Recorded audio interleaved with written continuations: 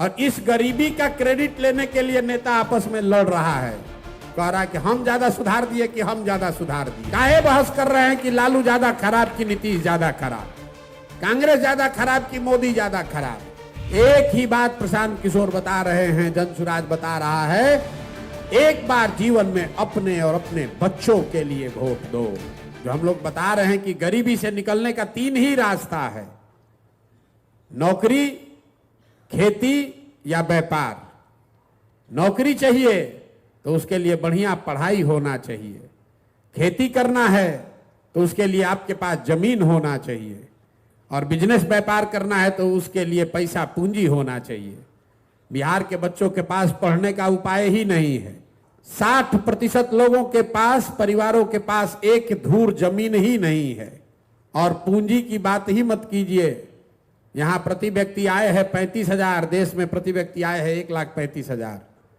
तो 35,000 रुपया मतलब बिहार में रहने वाला 100 में 80 व्यक्ति दिन में 100 रुपया भी नहीं कमा रहा है।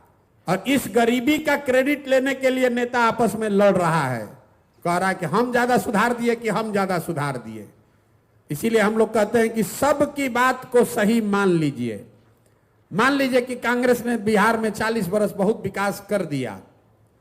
ये मान लीजिए कि लालू जी के राज में सामाजिक न्याय मिल गया, गरीबों को, पिछड़ों को आवाज दे दी गई।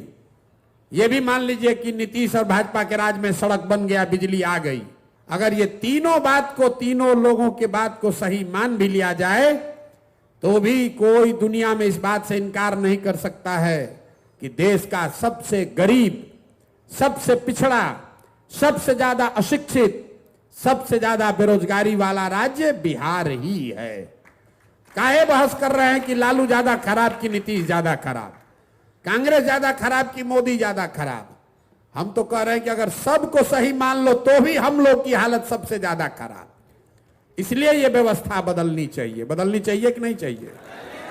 चाहिए कि नहीं चाहिए भाई बताइए। यही तो बात आपको सीखना है। पीके की बात क्या है? यही बात है।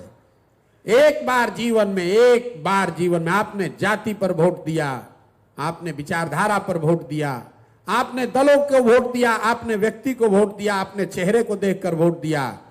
एक ही बात प्रशांत किशोर बता रहे हैं, जनसुराज बता रहा है, एक बार जीवन में अपने और अपने बच्चों के लिए वोट दो।